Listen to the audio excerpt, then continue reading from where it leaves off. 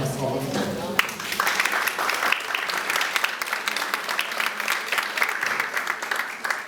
Muito bom dia. Eu vou colocar aqui, sou deste tamanho de falar, portanto, eu gostava muito de agradecer o convite que o Sérgio e a Conceição me fizeram. Sinto-me, confesso, um bocadinho deslocada, porque é a primeira vez que eu estou a apresentar para um público e sobre um tema que eu não domino, e portanto eu vou falar daquilo que é este programa e daquilo que é este projeto numa base um bocadinho mais do seu contexto e não tanto da prática em si. Se depois o Sérgio puder acrescentar um bocadinho aquilo que também é o feedback que vai ouvindo dos próprios doentes, mas realmente eu só posso dar um bocadinho de feedback daquilo que é o contexto e da forma como isto está a ter um impacto muito positivo no serviço onde eu estou. Eu peço desculpa à Conceição por ter colocado aqui em destaque, mas ela, na altura, deu uma autorização para utilizar esta fotografia.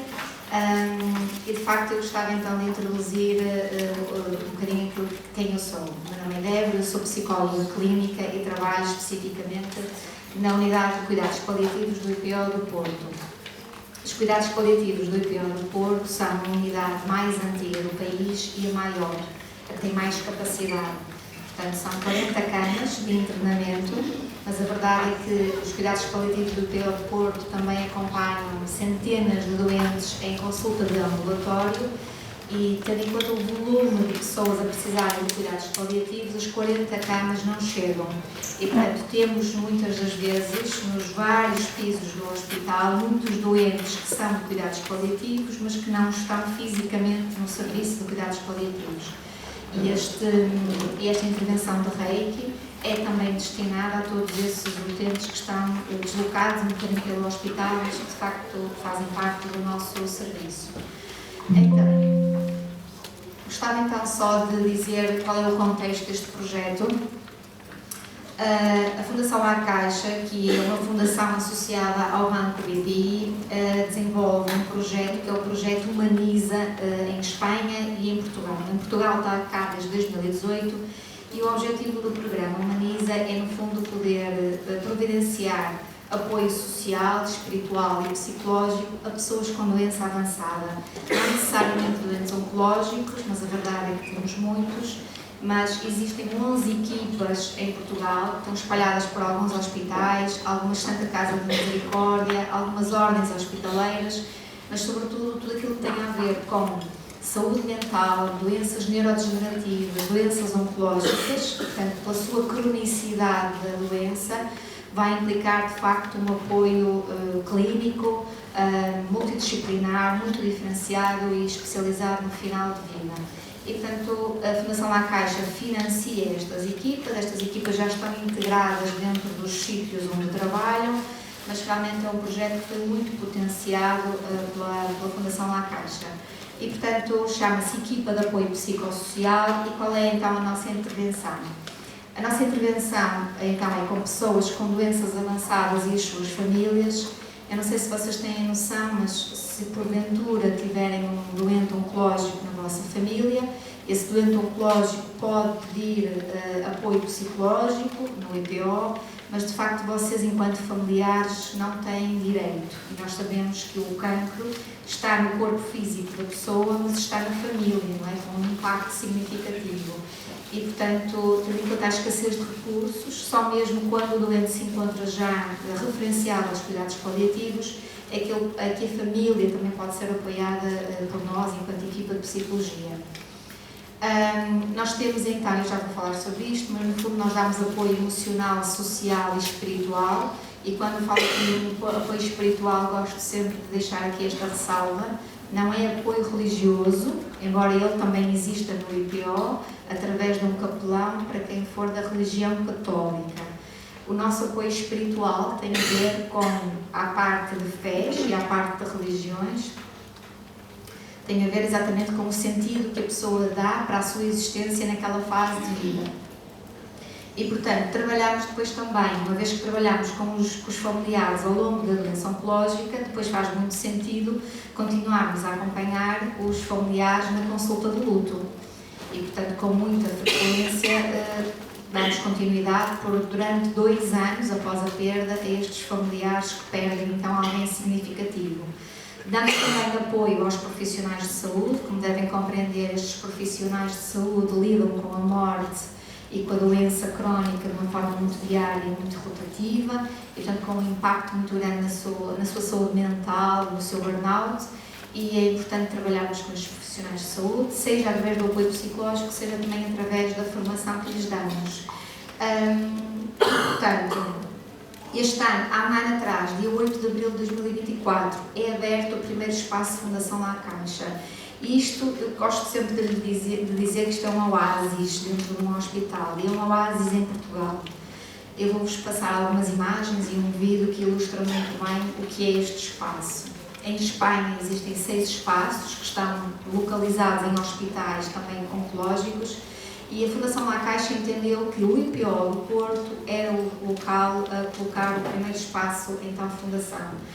E é um espaço como se nós entrássemos numa sala de estar da nossa casa, decorado e desenhado para ele trazer muita serenidade, muita tranquilidade.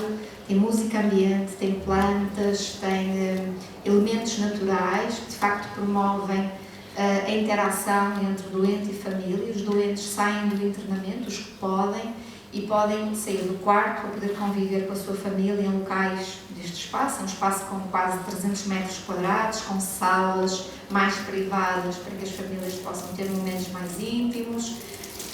Tem um grande salão para convívio, para festas familiares, para a organização, se uma família quiser organizar um momento com o seu familiar, de uma passagem de fotografias, de uma comemoração de 25, 50 anos de casados, ele está completamente equipado para isso. E, portanto, este espaço é também para que os próprios profissionais de saúde possam estar com as famílias, muitas das vezes a transmitir notícias mais difíceis, como é o agravamento da doença. Eu não sei se vocês têm noção, mas muitas das vezes os doentes, tal é a rapidez com que estes doentes por vezes agravam, as famílias e o próprio doente muitas das vezes ganham consciência do seu fim de vida muito perto do fim de vida cronológico. E então a nossa intervenção tem que ser uma intervenção muito rápida. A partir do momento em que nos é sinalizado, nós temos que estar, de facto, o doente espera, se for preciso, só 24 horas pela nossa intervenção. Então, toda a equipa, enquanto equipa multidisciplinar, faz um trabalho de identificar aquilo que são necessidades junto daquele doente, se há tarefas de fim de vida por cumprir, se há objetivos, se há saídas, se há lugares a visitar, e não temos propriamente fundos nem recursos extra para nos podermos mobilizar, mas vai muito da sensibilidade de cada profissional de conheço este ou conheço aquele e vamos tratar de levar esta pessoa à praia. Vamos tratar de levar esta pessoa ao camarote do Estádio do Dragão para ver o jogo, e portanto são realizações que as pessoas muitas das vezes tiveram durante a vida e que lhes faz muito sentido realizar naquele momento. Mas às vezes coisas muito simples, como ir ao jardim com a família, como receberem um amigo que já não recebem há muito tempo. Dou-vos o exemplo de uma senhora, que há bocadinho falávamos sobre a espiritualidade e o significado da vida, o sentido da vida para aquela pessoa naquele momento. Tivemos há bem pouco tempo uma senhora que esteve internada connosco, que fez danças de salão toda a vida.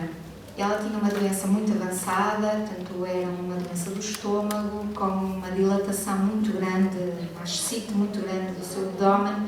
Esta mulher fez danças de salão, toda a vida disse que a dança para ela e a música para ela foram absolutamente libertadores e fontes de realização, e perguntámos-lhe se ela gostava de dançar uma última vez.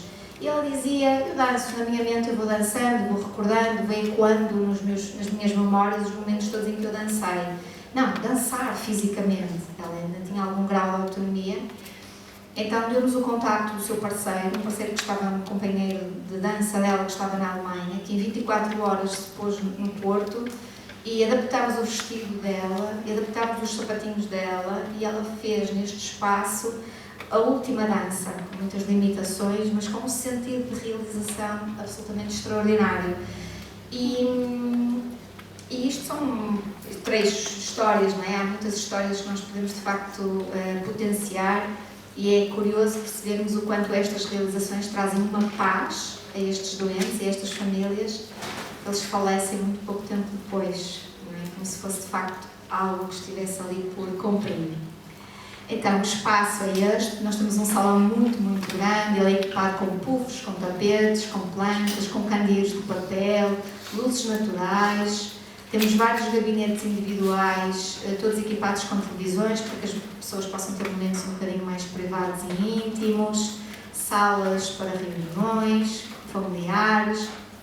E então eu venho trazer aqui um bocadinho o que é isto do Reiki, no IPO. O Reiki já vocês sabem muito melhor do que eu. Isto surge realmente de um trabalho que já é feito no São João e de facto já existe todo este histórico e toda esta experiência que nos fez sentir confiantes para poder avançar com a prática de Reiki então no IPO.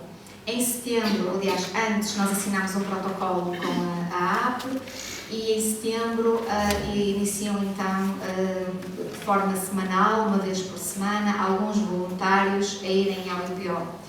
Como vocês devem compreender, isto num contexto hospitalar e num contexto de grande vulnerabilidade física e psicológica, isto teve assim, e com profissionais de saúde, isto teve assim um bocadinho, caiu de paraquedas e caiu com alguma resistência. Que num mês, 2 meses, caiu essa resistência, liberta-se por completo, porque de facto começamos a ver o interesse das pessoas. E então nós começámos em setembro com sessões semanais, alguns voluntários, 3, 4, 5 voluntários da APRE a irem uma vez por semana a realizar sessões. Nós identificávamos os doentes que estavam internados e a nossa comunicação para esses doentes é muito simples. Temos Reiki, gostava de experimentar, algumas pessoas já o fizeram na sua vida, outras pessoas nunca o tinham feito. Doutor, mas o que é isso? À parte daquilo que é o conceito, não é, mais científico do Reiki, aquilo que é importante para estas pessoas dizer é que é uma intervenção que não interfere com a intervenção médica que está a fazer, é uma intervenção que vem para lhe promover relaxamento, bem-estar, sensações agradáveis e que lhe promove uma indução, portanto, de bem-estar e que fica bem. E a pessoa vai, não é, só isto já abre o caminho, pessoas que de facto já não fazem tratamentos, não têm expectativa nenhuma de cura, são pessoas que estão disponíveis para receber o que vier. Depois cabe, não é, ao terapeuta fazer o seu trabalho e à própria pessoa sentir-se e permitir-se sentir. Depois sabemos também há pessoas um bocadinho mais céticas ou mais resistentes. A verdade é que uma ou outra, neste espaço de meses, dizia que não havia impacto, a maior parte repete-se. Tal é a frequência tal era o volume com que nós estávamos a ver de receptividade, até porque isto estende-se aos profissionais de saúde também. Portanto, aqui o Sérgio e a Conceição disseram que estariam dispostos também a promover pontualmente estas sessões para os profissionais de saúde e, de facto, os profissionais de saúde começaram, enfermeiros, sobretudo, começaram a recorrer, auxiliares também. E então, temos necessidade de passar isto para 2 vezes por semana. Então, por semana, cerca de 7 voluntários estão lá no IPO, às tardes, e atendem mais ou menos 40 beneficiários por semana. É um bocadinho volátil. Dizer também que há aqui um caráter muito específico. As sessões também estão feedback da Conceição, as sessões têm que ser mais curtas, porque estamos a falar de doentes muito debilitados. Os familiares também recebem, e certamente aí a intervenção do Reiki é diferente, mas de facto, às terças e às quintas os voluntários vão, às terças estão com um doente que é na quinta-feira, logo imediatamente a seguir, pode já não estar lá. A média de internamento de um doente em cuidados paliativos é de 2 semanas. Doentes que podem ficar mais tempo internados, outros não ficam e podem falecer. E portanto, quando falamos de 40 beneficiários todas as semanas, tirados profissionais de saúde,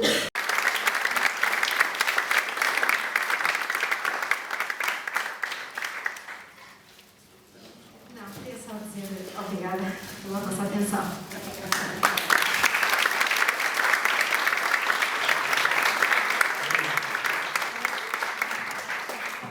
Muito bem.